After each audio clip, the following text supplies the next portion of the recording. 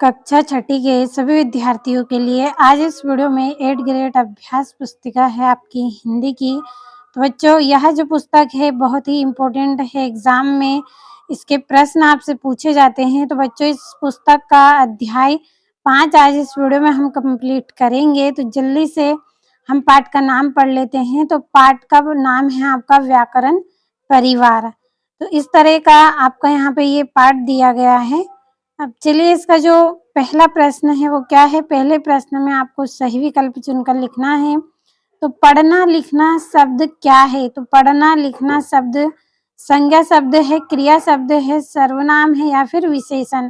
तो आपका यहाँ पे बी नंबर वाला आंसर राइट रहेगा, क्रिया शब्द है।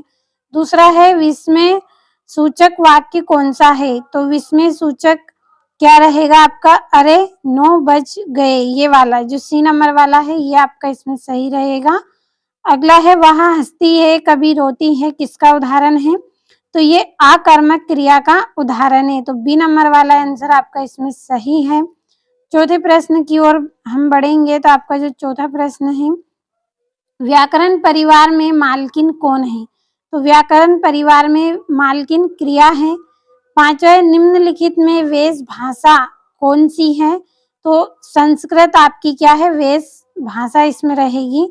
अगला जो प्रश्न है आपका, नीचे दिए गए शब्दों में से उचित शब्द चुनकर रिक्त स्थान की पूर्ति आपको करना है। चलिए रिक्त स्थानों को भर लेते हैं।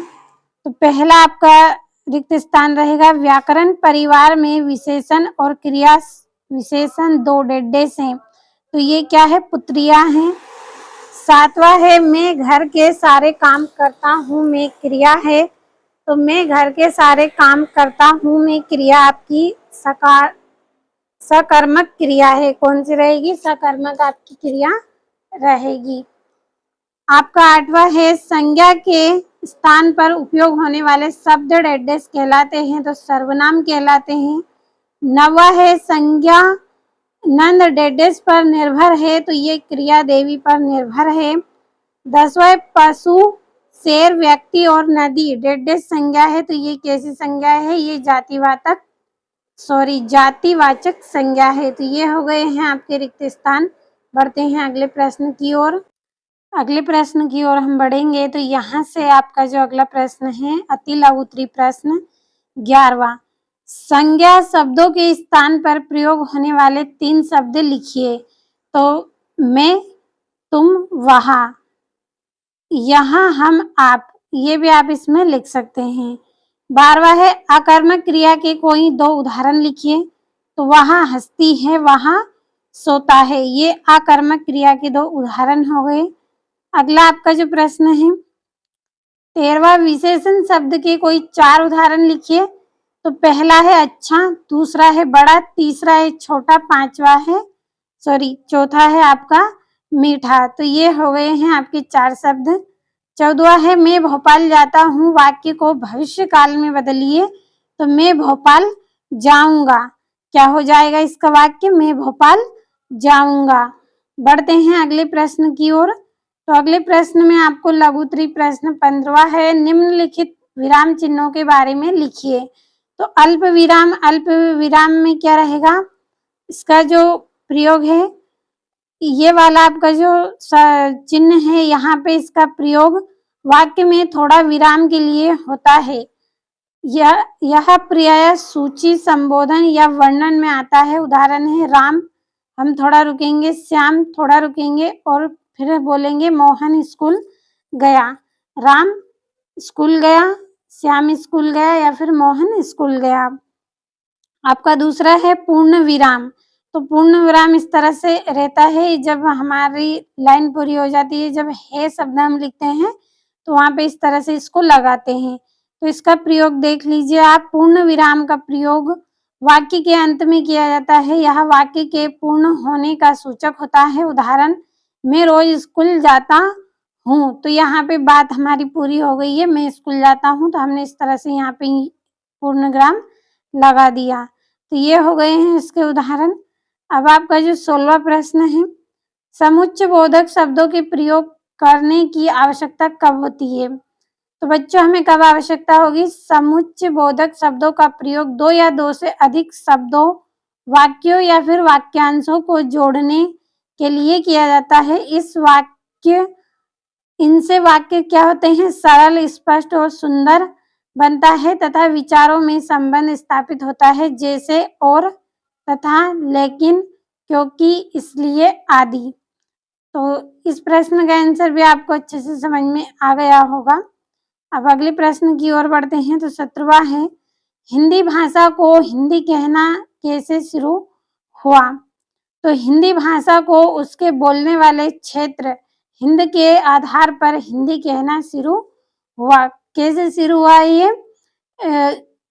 हिंदी को उसके हिंदी बोलने वाले क्षेत्र के आधार पर इसे हिंदी कहना प्रारंभ किया है।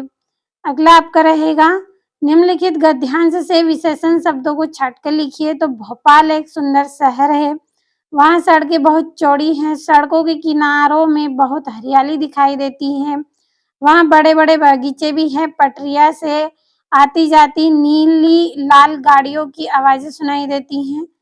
तो इनमें से आपको विशेषण छांटना है। तो सुंदर और चौड़ी, बड़े बड़े और नीली लाल, ये इसमें क्या है, विशेषण है। तो यहाँ से भी मैं आपको बता देती हूँ तो आपको याद हो जाए, यदि एग्जाम में आपसे पूछ लिया जाए। तो सुंदर है एक विशेषण आपका, इसके बाद इस लाइन में से चौड़ी है, और ये वाली लाइन में से आपके बड़े बड़े हैं, और इस लाइन में से ये नीली लाल है, और यह हो गए हैं आपके विशेषण। तो इस तरह से छांटना है। अगला प्रश्न, विराम चिन्हों का उचित प्रयोग करते हुए अपने बारे में 5 बातें लिखिए। तो पहला क्या लिखेंगे, मेरा नाम है, तो जो आपका नाम है वो लिख देना है आपको। और दूसरा, मैं कक्षा 6 में पढ़ता हूँ, लड़का है तो पढ़ता हूँ, लड़की है तो पढ़ती हूँ। तीसरा, मुझे हिंदी पढ़ना अच्छा लगता है। चौथा, मैं प्रतिदिन समय पर विद्यालय जाता हूँ या जाती हूँ। पांचवा, मैं अपने माता पिता और शिक्षकों का सम्मान करता हूँ या फिर करती हूँ। तो इस तरह से आपको कंप्लीट करना है। अब यहाँ से आपका लास्ट वाला प्रश्न, संस्कृत भाषा के बारे में 5 वाक्य लिखिए।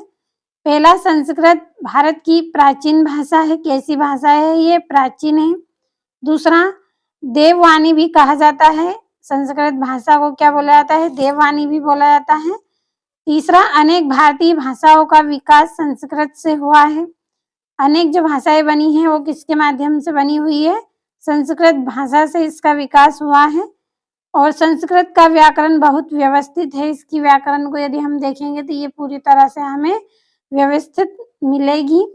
और पांचवा, आज भी संस्कृत का अध्ययन और प्रयोग किया जाता है, आज भी संस्कृत भाषा का प्रयोग हम करते हैं।